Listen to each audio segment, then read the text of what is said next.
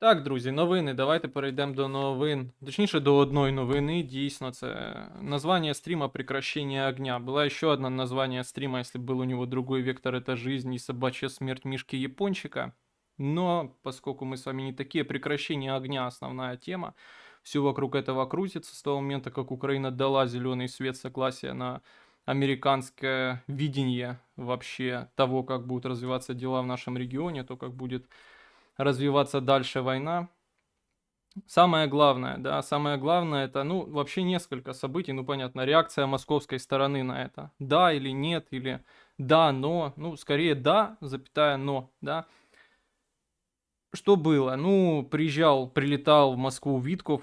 Помните, мы с вами рассуждали на тему того, что насколько это вообще возможно. Витков параллельно ведет еще переговоры о переходе ко второй фазе или продлении первой фазы перемирия в секторе Газа. И непонятно, как он будет в двух процессах одновременно участвовать. Оказывается, спокойно, там какая-то очень тупиковая ситуация. Ну вот в этом опять-таки есть какая-то стратегия США, да, вообще вот государственная. В том смысле, что там тупик, но огонь уже прекращен, никто не хочет начинать конфликт, никто не хочет его разгорания заново, да. Но также США не особо уже как-то там, несмотря на то, что в заложниках есть их граждане, не то чтобы это про сектор газа, не то чтобы их как-то особо теперь интересует, как там дальше будут развиваться события и насколько можно достигнуть каких-то дальнейших устойчивых договоренностей, какого-то дальнейшего устойчивого мира. Больше их интересует как раз возврат именно американских граждан, настолько, что они напрямую уже пытались, неуспешно, конечно, но вести переговоры с Хамасом на этот счет, да, Гамазом.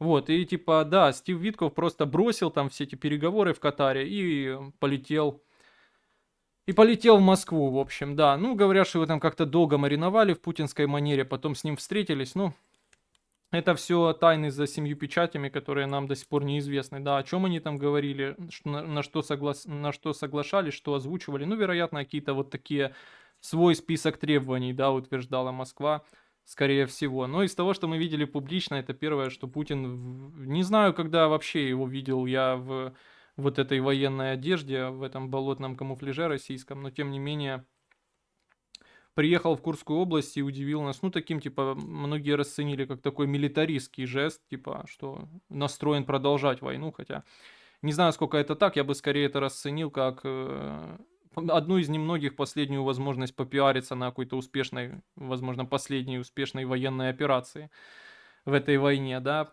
Довольно странное видео. Многие говорят о том, что, ну, где он там вот это вещает в камуфляже, многие говорят о том, что с началом войны очень сильно как бы внимательно стали подходить к тому, кто вообще отвечает, да, за все вот это администрирование аппарата президента, за все вот эти детали. Часто стали замечать с началом войны какие-то проебы такие банальные именно, даже не знаю, как сказать, ну, в вопросе подачи, да, информации. То на кадр попадет какая-то камера видеонаблюдения, замотанная в пакет, то еще какой-то неудачный кадр дурацкий, да. Ну, то есть какие-то такие простые вещи, которые сейчас не делаются, видимо, потому что поудаляли людей вообще всех, которые не связаны там с внутренней, с ФСО, да, с службой безопасности их и так далее. То и сейчас это видео было таким странным, там, ну, многим это дало толчок к каким-то конспирологическим идеям, что это новый вид Путина, типа Путин там фронтовой, не знаю. Потому что там снято какое-то странное видео, где абсолютно не совпадает звук с видео, и при этом еще и звук очень писклявый, типа пи-пи-пи-пи, на очень таких, ну, не так, как говорит Путин. Ну, наверное, это просто вот такое технические недоработки, потому что всех, кто мог дорабатывать, удалили, потому что они не в ПСО. Ну, в общем, я это так вижу и давно на это обращали внимание. Да, ну вот было это, там в общих чертах Путин какие-то фиксирует успехи, в смысле по освобождению, ну, в его риторике, да, освобождению Курской области. Неизвестно, ну, то есть до сих пор, да, не до конца понятно, как там обстоят дела. Российская сторона убедила, по-моему, на мой взгляд, и мир, и себя в то, что там части окружены, отрезаны, и что там мы будем милосердны, Трамп просит быть их милосердными. Не знаю, как там реально обстоят дела. Понятно, что там ситуация, как говорится, тяжелая. Но более важно дипломатически в разрезе договорника это то, что было дальше. Дальше Путин встретился с Лукашенко, это было в тот же вечер, когда и Витков прилетал в Москву. И там они совместный брифинг давали, ну, понятно, атмосфера такого, да. Ну и там Путин сказал то, что от него, ну, то, что очень хотели услышать в Вашингтоне, то, что дает в Вашингтоне как раз возможность к осторожному оптимизму, как говорит Вольц, да, по-моему. Он сказал, что мы готовы к прекращению огня, да, мы готовы, ну, ожидаемо, да, было бы странно, если бы пошел он сразу в отказ, было бы не то, что странно, было бы очень на его месте глупо. Но, типа вот, да, то, что многие подразумевали, что, но, типа, хотел бы, чтобы это привело к долгосрочному миру, это как минимум, говорит он, и это то, о чем я говорил на прошлом стриме, что, конечно, обе стороны заинтересованы в долгосрочном мире, да, но очень проблема основная, что это очень разное видение, совершенно нестыкуемое видение именно этого долгосрочного мира, да. И вот это очень важное противоречие, и при том, как бы догадываешься о расчетах США, да, что им как раз эти, наверное, противоречия не очень интересны. У них ставка на то, чтобы дожать до прекращения огня, а дальше уже надеяться, что вот это оно будет очень долго существовать, бесконечно продолжаться там и так далее. Ну, то есть размораживать никто уже не захочет, да, к тому же на стороны можно давить, как, в принципе, например, и в вопросе более сложном, да, и не то чтобы я прямо их сравниваю, я уже об этом говорил, ситуации разные, как и в вопросе Ближнего Востока, да, поддавливая на стороны, пытаться их убеждать в том, чтобы мир продолжался дальше, да, какой-то, хоть какой-то зыбкий, чтобы прекращение огня продолжалось дальше. И вот такой, в принципе, расчет. И это не особо какие-то серьезные реально обновления, да, по сравнению с тем, что мы говорили, я говорил на прошлом стриме, правда? То есть в целом кардинально ничего не изменилось, просто подтвердилось то, о чем мы думали. Ну, тоже Путин какие-то выразил нюансы, но я бы тоже, наверное, к ним не относился как к каким-то железобетонным их требованиям, да. Как я не относился бы к нашей риторике, потому что, ну, мы тоже доказали неплохо свою гибкость, так скажем, в этом вопросе, да, касательно, ну, вот хотя бы того же, что было с перемирием, да, как я говорил, что еще там позавчера, позапозавчера прекращение огня было неприемлемо, неприемлемо. Сейчас это уже наши требования, по сути, да. Э, Так и здесь я бы не относился серьезно к тем нюансам, да, что Путин говорит, проводить они будут мобилизацию в эти 30 дней, нам это не нравится. Хотя непонятно реально, какие там для России это серьезные угрозы несет, да, то, что они будут проводить мобилизацию. Ну и поставка оружия, да, что будет проводиться, тоже непонятно, какие это для них риски несет. То есть просто я пытаюсь объяснить то, что, наверное, это вот как раз в том таком рыночном правиле торгов самая высокая цена названа была.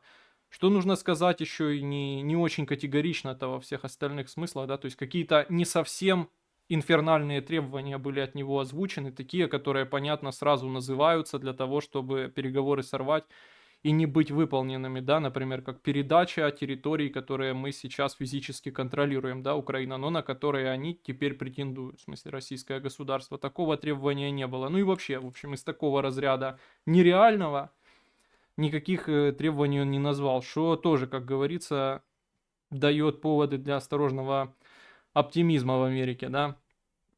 И вот эта мобилизация и вопрос перевооружения, серьезно к этому, наверное, относиться прямо не стоит, да, это не какие-то серьезные требования, я думаю, они от них смогут отказаться или как-то потом не обращать на них внимания при желании, правда? К тому же, учитывая, что вот, ну, по сути своей физически особого они, ну, на данный момент для Москвы, если и продолжится в Украине мобилизация и будет поставляться вооружение, которое нам обещала и выделила еще прошлая администрация, это серьезно не повлияет ни на что, да. Ну, нужно ли говорить, что очень вряд ли, да, очень вряд ли Украина, украинское керівництво пойдет на такие требования, потому что вот, конечно, принятие нами их, да, непонятно опять-таки, как это юридически еще реализовать, да, то есть демобилизацию, что ли, провести, ну, это сразу, это нас поставит в супер невыгодное положение, где они уже могут навязать нам какие угодно условия. То есть не стоит надеяться, конечно, что Украина согласится на такие требования, в смысле прекратить мобилизацию, то есть, ну, наверное, провести демобилизацию, ну, то есть понятно, что это невозможно. Как и в вопросе перевооружений, да, если опять Украине наступить на горло, как это сделала несколько дней назад администрация Трампа, то это тоже очень сильно подорвет наши позиции, да, если нам перестанут эти вооружения поставлять, чем тоже как бы демотивирует Москву вообще в дальнейшем вести переговоры. Ну, в общем, вот так. Ну, тоже там же это все в рамках вот этого всего. Приехал Рютте, да, генсек НАТО в Вашингтон. Ну и вот такое всегда кринжовые ноты в этом есть какие-то, да, дисконнекта двух миров, европейского и современного американского. Вот в их совместных потом пресс-конференциях, да. В смысле, вот Рютте, да, в DC сидел с Трампом и это приходилось сдруживать. Это выглядит очень смешно, потому что видно, как Рютте тяжело, да, там Трампа спрашивают там же, планируется ли аннексия Гренландии. Он кивает, да, и Рютте встает, говорит, ну типа там правильно Трамп вообще в целом говорит, это очень важный регион и все такое, ну, то есть ему приходится смягчать углы, потому что, понятно, какие-то территориальные претензии к союзнику США, да, союзнику по НАТО, это очень серьезный кризис может вызвать, очень серьезный. Ну и, в общем, все в таком духе. Там он, ну, я эту новость репостнул, но случайно. Честно сказать, у меня есть просто канал, куда я репощу чьи-то дописи, там еще что-то, да, просто есть созданный канал на одного меня, я туда репощу, случайно ошибся и репостнул вот эти слова Марко Рютте про то, что на повестке дня там не обсуждается вступление Украины в НАТО, да и так понятно, что не обсуждается, ну и я знал, что он наверняка не так сказал, да, там, ну, наверняка тонкости есть, опять-таки, не в стиле Рютте, не в традиции европейской дипломатии, не в традиции НАТО говорить так категорично. То есть он бы мог сказать, что там НАТО нет, но двери открыты. Оказалось, что ему задали этот вопрос, но он типа на него просто кивнул. Ну, в общем и целом, случайно это репостнул, просто хочу сказать для тех, кто думает, что я там как-то потешаюсь с этого. Хотя, безусловно, сложно спорить с тем, что, конечно, официальные нет какие-то, которые нам говорят. Единственная польза, что это как-то отрезвляет украинское суспільство и украинские политичные элиты. Но в целом это, конечно, негативно, да, что для нас, ну, реально, пространство для маневра сужается, да. Не знаю, что здесь превалирует, да, наверное, на наше суспільство уже лучше, конечно, чтобы пространство для маневра было шире. Хорошо. Тут у меня написано «ты отказ», «нет, ты отказ». Ну да, это такая последняя мысль, которую можно поэтому сказать, это то, что ну, понятно, сейчас Украина включается, пытается нагнать темп в плане каких-то дипломатических игр, в плане риторики, нагнать темп американской администрации и, конечно, пользуется временем, которое сейчас есть у Украины на максимум, да, обвиняя Москву в том, что она не хочет. Ну, видите, вот мы уже согласны, а они не согласны. Ну, понятно, что такое нас сейчас ждет время, в том смысле, что стороны друг друга будут обвинять в недоговороспособности, в том, что стороны будут обвинять друг друга в жесткой позиции недоговороспособной, в отказе от перемирия, да. Ну и понятно, это не то, что там делается для себя или для кого-то, это делается для американской администрации, пытаться ей, как дети, показать, что типа нет они, а нет они, нет они. Ну то есть, в общем, вот такое мы будем наблюдать. Здесь же у меня написано такой уже более тонкой строчкой, что э, наши красные линии, да, они в разных каких-то там конфигурациях существуют, ну, как я уже сказал, к этому относиться не стоит серьезно, даже на уровне первых лиц в нашем случае, потому что, ну, они доказали, как я сказал, осторожно, свою гибкость, да, то есть они, если захотят, откажутся от этого многого, если на них надавят и так далее. Ну, действительно, с таким шантажом со стороны американской администрации сложно совладать, да, когда тебя шантажирует ключевой союзник. Хошь не хошь, сделают как скажут. Так что тоже серьезно к этим бы красным линиям не относился. Хотя и считаю, что действительно, если сейчас объявить демобилизацию, то этим договорняк мы уничтожим, конечно, уничтожим. Ну вот так. Все, друзі, це основна сьогоднішня новина. Читаю ваш чат, ну сами понимаете, та новость такая, с которой не хотелось бы реально пересекаться по множеству причин. Ну, в общем. Читаю ваш чат и все тут. Касаемо рисков для РФ мобилизации в Украине, Ушаков говорил, что таким образом Украина сможет воспользоваться перемирием как передышкой, чтобы усилиться и продолжить войну. Это их логика, можно отдельно говорить, насколько они реально так считают. Ну, мне кажется, что эта логика далека от реальности. У Украины очень сложная, нерешаемая ситуация с мобилизацией, ну, что тут сделаешь? В чем проблема приостановить мобилизацию на время прекращения огня? Демобилизация это другое, это возврат мобилизованных домой. Ну, наверное, проблема в том, что непонятно, как это законодательно, как минимум, реализовать, да. Просто мобилизация это регулируется законом о мобилизации. Чтобы его остановить, надо объявлять демобилизацию. Я уже молчу о том, что РФ, да, не спешит, типа там, как-то такие же меры принимать, правда. Думаю, что это, ну, я вот это расцениваю скорее как позитивный сигнал, в том смысле, что это, по всей видимости, самая высокая планка, которую они называют, да, и она не такая дикая, как могла бы быть, да. То есть вот это то, что после «мы согласны, но», то, что после «но», вот это самая высокая, самый высокий запрос, от которого они будут отталкиваться, он не такой дикий, как мог бы быть. Что в целом, ну, как говорится, осторожный оптимизм.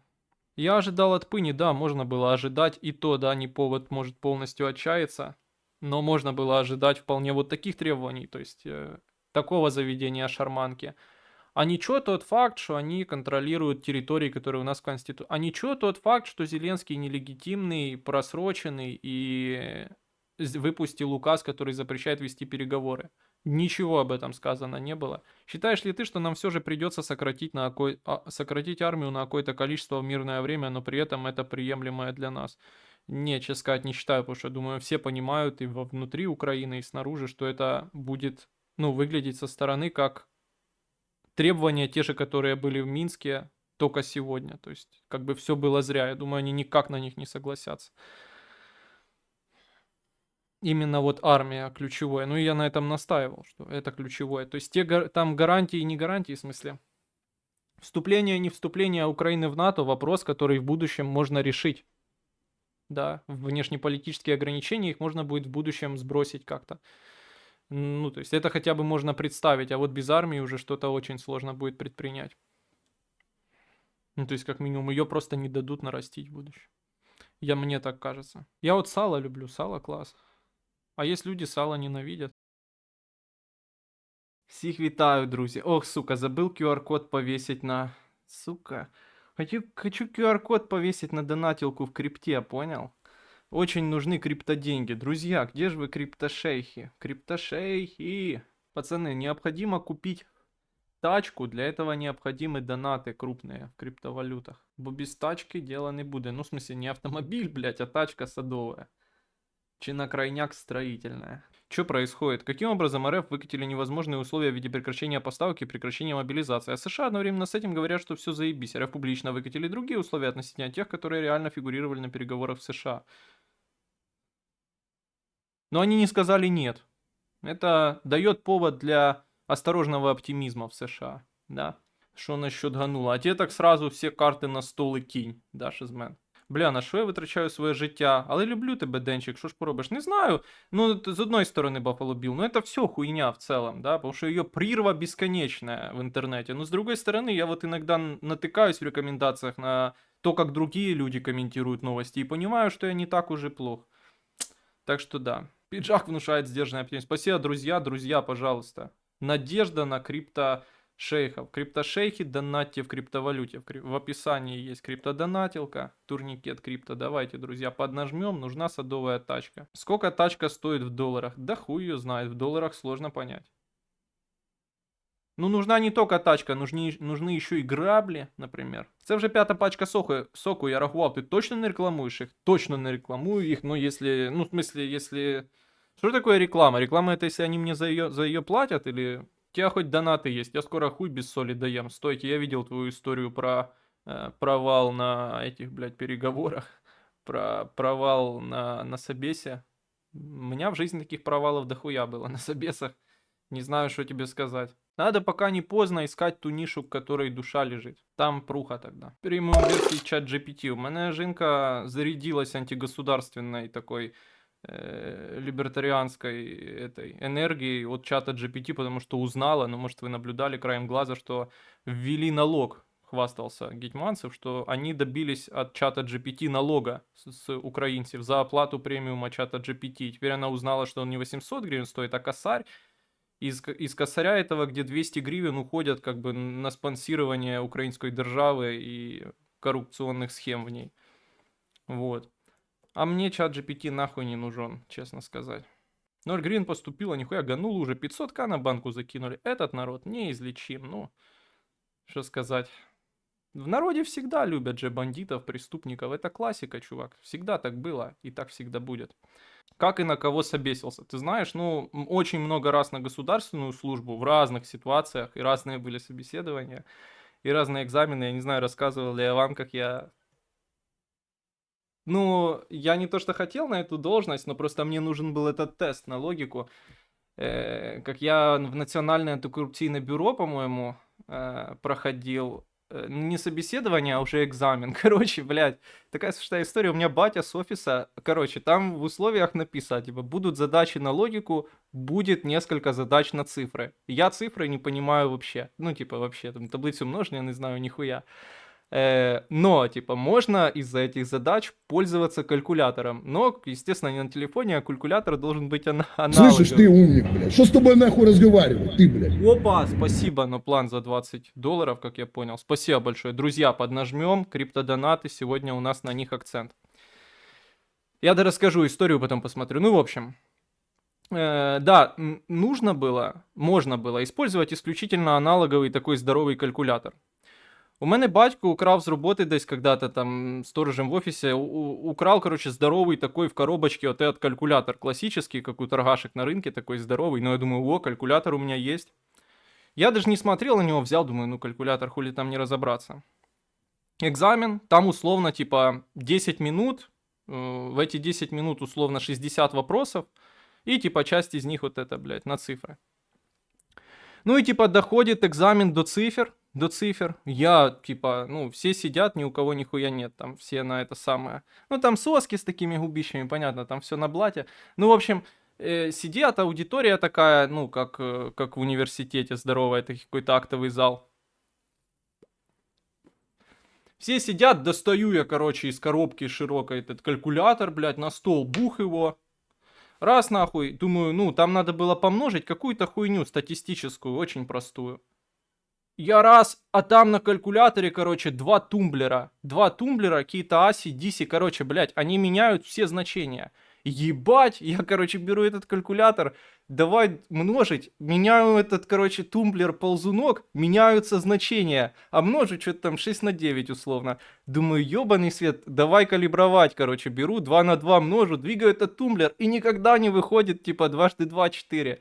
Рядом со мной сидит девочка, она в ахуе. Я сижу на вот такенном, блядь, табле 2 на 2 множу и ругаюсь. Ну, короче, блядь. Что-то я там на том задании проебал в итоге большую часть времени, лучше бы я его скипнул. Да, ну, в общем, вот так это было с этим, блядь, калькулятором. Да, пробовался когда-то в какую-то, ну, вот рандомно попало, так случайно. Не то, что я там что-то понимал, в какую-то IT-компанию. Ну, не помню даже, какая там была должность, но не айтишная, типа, совершенно. Не помню, какая, неважно. Важно, что я прошел, заинтересовало там какой-то интересный был экзамен для именно принятия твоей вакансии на рассмотрение, да, какой-то тест прикольный был, хорошо продуман этим, кто там HR занимается. Ну, я тут еще знаток. Типа, надо было расследование в интернете провести какое-то, найти что-то там, где что-то, какая-то хуйня в какой-то книге упоминается. У меня это заняло типа 0 секунд, я зашел в Google книги и по слову просто нашел. С треском, блядь, провалил я его как-то, типа, с треском. Причем надо было физично там в Киев приехать. Но плюс мне оттуда досталось, чисто за победу в этом конкурсе по нахождению какой-то хуйни в интернете, мне досталась термокружка, типа термос. Какой же он классный, качественный. Считаю, это большая победа. Ну вот так. А чего в крипте Гороховский заблочил? Ну, надо в крипте, бо в крипте приятно, в крипте легко, без рисков. И надо тачка. Садовая. У тебя есть машина, умеешь водить Земерит? Конечно, у меня семерочка. У меня ВАЗ-2107 2005 года выпуска. Одна из последних одна из последних карбюраторных семерок, выпущенных на АвтоВАЗе. Собрана на Кременчугском автозаводе. Прекрасного цвета. Это тот период АвтоВАЗа, когда они начали красить машины какими-то извращенными такими очень красивыми цветами. С пробегом 25 тысяч, 15 из которых проехал лично я. Ну, в общем, да, семерка. А так, да, опыт вождения у меня с 18 года и все на механике. Да, 2005 року. Ну, пацаны, вы сейчас шутите, да? Ты говоришь, нихуя ты мажор. Она стоила тогда почти 7 штук долларов, машина-то. Семерка, ну, типа, на секунду. Нужно ли говорить, что я, ну, наверняка такие специалисты есть, но разгонял ее до 160 километров в час. Реально, с гор, с Карпат. И ветер попутный, видать, был. Но тем не менее, да. А поверьте, эту машину разогнать до такой скорости, это нихуя не шутки. Я вот помню, ну, на разных машинах ездил, но помню, ехали мы на Октавии, да. Едешь на Октавии, ну, кажется, что стоишь. Я думаю, едем 80 по Бориспольской трассе. Смотрю, мы там, блядь, уже 140 хуярим. Что стоишь? Ничего не ощущаешь. В семерке ты, когда больше 120 едешь, это борьба. Ты борешься с машиной. Ты остался с ней 1 на 1. И там все, счет на секундочки. Чуть-чуть и все. Вот так. Лайнус стрекадись был? Да нихуя ты шо, Ланос очень дорогой новый из салона был. Да, ты после начала войны принципиально с Кадиллака на вас пересел, как с українського на русский перешел. Конечно. Конечно. Так, а що пишуть люди на Ютубі? Друзі, донатимо криптовалютою. Криптодонатилка в описі. В описанні трансляції криптодонатилка, донатьте, пожалуйста, криптовалюта і потужні суми, будь ласка.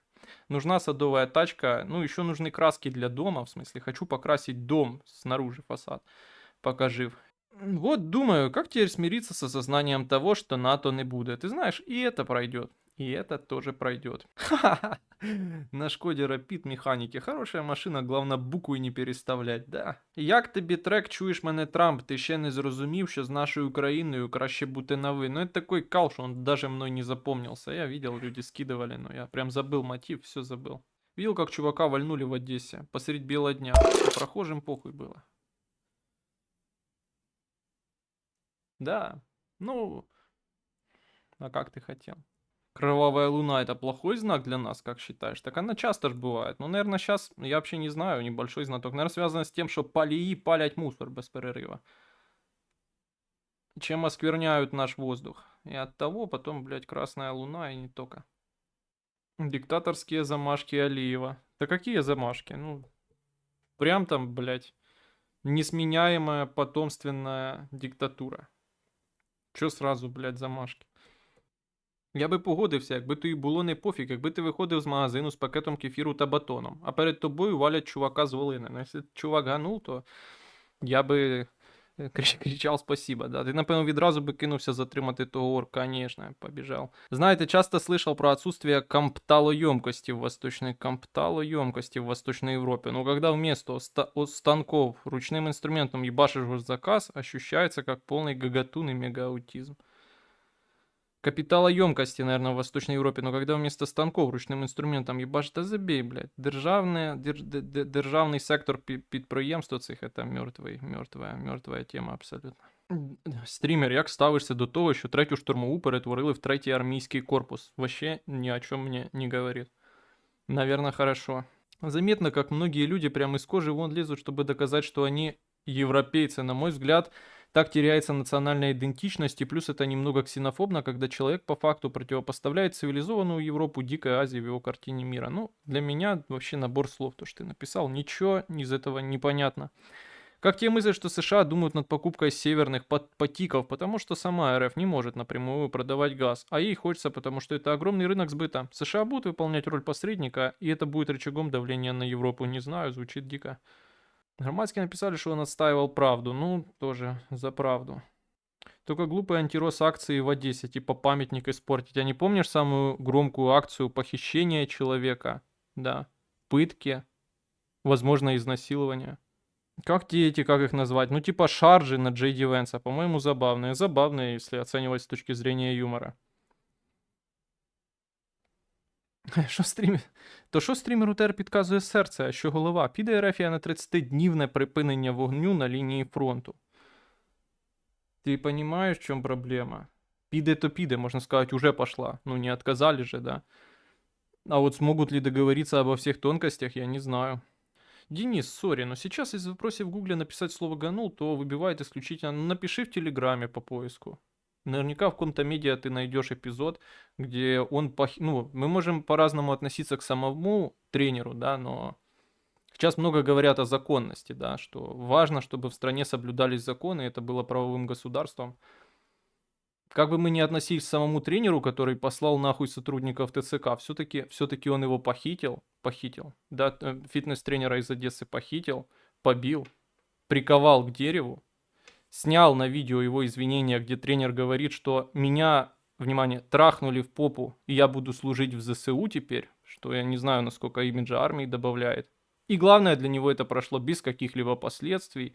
Никто из депутатов, например, Максим Бомжатский, большой защитник ватных ценностей русского языка, Дидо, блядь, которых воевал, Жукова, Хуюкова, еще каких-то красных палачей, 0 на массу, 2 на трассу, типа, это нормальное обращение с громадянами Украины, это нормальное положение вещей.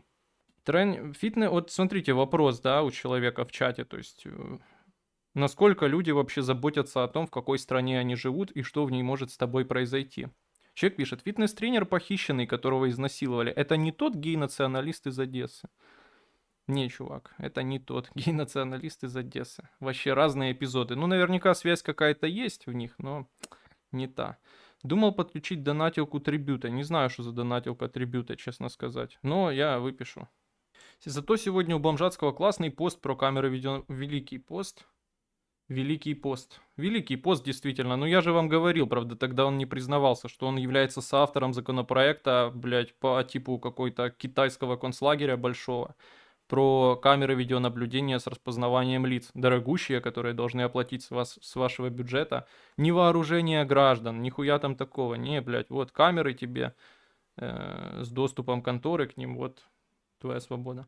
Як думаєш, скільки нас ще будуть водити за ніс? Ну, водити за ніс – це какой-то кремльовський, блядь, термін, да. Путін говорить, що водять за нас. З обіцянкою про ЄС. Ну, про ЄС не думаю, що водять за нас. І як скоро все закінчиться, як сьогодні з НАТО? Думаю, не закінчиться. Так же, як з НАТО, речі різні. А как технически следить за соблюдением перемирия на таком фронте? Искренний вопрос. Понятия не имею. То есть вот на такие технические тонкости ответить я не могу. Не, то есть понятно, что сторонние наблюдатели, но, бля, это большой объем людей, кто будет исполнять эту роль. ОБСЕ снова, как это будет выглядеть? Хватит вообще сотрудников ОБСЕ для этого. Недавно как-то случайно наткнулся на видео с Гангадзе и углубился в тему его убийства. Если коротко, Денис, твое мнение? Кучма, мое мнение, Кучма. Да могут ко всем прийти, ты знаешь, Зелагум, но хочешь ли ты жить в такой стране, и чтобы в такой стране жили твои дети, где законы ничего не значат? Где каждому могут прийти по беспределу и так далее, унизить. Опять-таки, статьи Конституции гарантируют, да, неприкосновенность чести человека. В этом, мне кажется, смысл, да, вообще этих формаций общественных, государства и так далее. Все життя живу в такій державі, дітей немає. Не, я понимаю ваши эмоции, понимаю, что многие люди всегда жили в такой системе ценностей кадыровской, да. К таким людям вопросов нет. Заколлапся со Скабром, он тебя упоминает регулярно на своих стримах. Привет ему. Странные времена настали. Получается, даже Ганул пораскинул мозгами. Ну, что тебе сказать, в этом смысле не то, чтобы это что-то новое для Украины в плане, ну, такие убийства где-то в мутных полубандитских темах. Ну, даже с начала войны это далеко не первое убийство, даже в Києві були убийства. Я не писав, що це нормально, але в цьому суть форми організації суспільства під назвою держава. Вона, в принципі, не здатна забезпечити якесь життя без утисків. Можна обговорювати різницю, наскільки глибоко те їбуть, але сам факт це не відміняє. Ну, це правда. Але, бачиш, люди існують в іншій системі координат ціннісній. В іншій картині світу, да. Люди реально рассуждают не о том, насколько нормально радоваться смерти или ненормально радоваться смерти. Это, типа, основной вопрос, поднятый, типа, вот этим эпизодом. О чем тут говорить? Что-то вайбы сейчас, как после убийства Фарион. Кто-то рад, кто-то нет. Но факт остается фактом. Убийства в правом государстве должны быть наказаны. Я не согласен, потому что очень разные личности. Ну, совершенно разные. Так можно сказать, что много с чем вайбы похожи. Денчик, аудиторія-то растет понемногу, растет, тільки платежеспособність, що-то її не растет. Як на мене, якщо розглядати Конституцію як суспільний договір і прийняти позицію, що будь-який договір фіксує юридичне бажання сторін, то у нас Конституція нічого не гарантує. У нас не було ні сторін договору різних груп громадянського суспільства, не бачення цього договору, не правильного процесу обговорення прийняття її. Прийняли за одну ніч 400 комуністів, якусь бумажку, у свою вигоду і все. Ну да, ну просто, понимаешь, бессмысленное утверждение, потому что обычно споришь с людьми, которые принимают аксиоматично, да, это. Ну и все тут. Ты им этим ничего не докажешь. Вот эта новость интересная, я ее читал. Судья ООН признана виновной в рабовладении. Лидия Мугамбе, почти как Мугабе, из Уганды заставила молодую женщину работать ее служанкой и бесплатно ухаживать за детьми в Британии. Обвинение доказало, что она эксплуатировала и оскорбляла свою жертву, пользуясь ее непониманием своих прав. Что лучше, жить свободно в Украине или на рабском положении в Великобритании? Свободно в Украине. Принципиальных договоренностей вряд ли удастся достигнуть. Может быть, будет длительное перемирие, пишет человек в чате, когда Путин говорит о долгосрочном мире. Это установление пророссийской власти и демилитаризация. Это их стратегическая цель. На это наши не пойдут, поэтому всегда будет угроза повторного вторжения. Согласен? Но мне кажется, угроза будет, наверное, всегда на самом деле. А касательно того, что принципиальных договоренностей вряд ли удастся достичь, ну правда, противоречия очень серьезные между сторонами. И, ну, все удовлетворены не будут. Вопрос просто, если удастся достигнуть каких-то, то каких? Хотя бы какие будут обсуждаться. Ну, то есть, вот НАТО нет на уровне Украины, да, что она неприемлемым, ну, сегодня озвучивает. Я вам напомню, что еще вчера нам говорили о том, что перемирие это равно капитуляции, да. То тоже серьезно относиться сейчас к таким словам не стоит, как и ко многим словам российской стороны, правда? Но тем не менее, это вот НАТО нет на уровне уже украинской державы, но при этом с сохранением армии. Или, может, какая-то другая конфигурация. Путин не будет жить всегда, Путин не бессмертный. Ну, сука, ждать можно еще охуенно долго, слышишь? А кто знает, что будет потом, кто может это предсказать. Була якась новина, що Трамп не підписав, не продлив, да, продовження виключення певних російських банків з-під санкцій. Як по-твоєму, він просто забув, чи це зробити, чи спеціально? Спеціально, вроде как и все медиа пишут о том, что это решение осознанное. Вряд ли там можно что-то забыть. Очевидно, нет желания идти на какие-то уступки России сейчас. Какой смысл о договоре о ограничении армии, если в день X Украине не будет достаточно оружия, его подвезут из-за границы? Ну, дело в том, что не будет дня X, чувак, не будет дня X. Украине просто будут ставить ультиматумы, их придется выполнять, потому что нет армии. Достаточно будет какой-то ограниченной поліцейської операції для того, щоб щось нав'язати.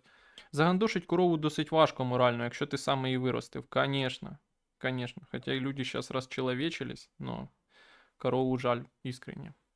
Да уток жаль, что там говорить. Считаешь ли операцию в Судже проебом с самого начала все-таки? Или в ней был успех, например, тянуть часть войск на другие направления? Я не знаю, я же не военный человек, я не знаю. Но за инициативность, за этот авантюризм ценим вообще, да. Но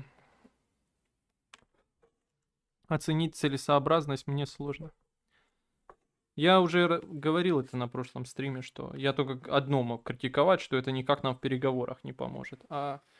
Хотя кто-то скажет, что сейчас помогает буквально, да, у Путина немного связаны руки в этом смысле. И непонятно, сколько дней еще это продлится просто. Друзья, так скажем, да, стрим на сегодня закончен, по всей видимости. Приятно, в общем и целом, что после вы не задали вопросов на сложную и болезненную тему для нашего общества. Хотя тут было и несколько подходов, да, и сказать какое-то реальное мнение, сказать правду.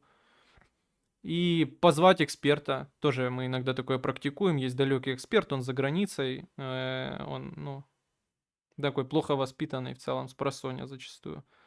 Вот. Ну, давайте оставим, наверное, на эти, блядь, на 40 дней, да. На 40 дней оставим мнение. Но, да. В общем, друзья, спасибо большое, что сегодня пришли. Да, спасибо тем, кто донатил отдельное.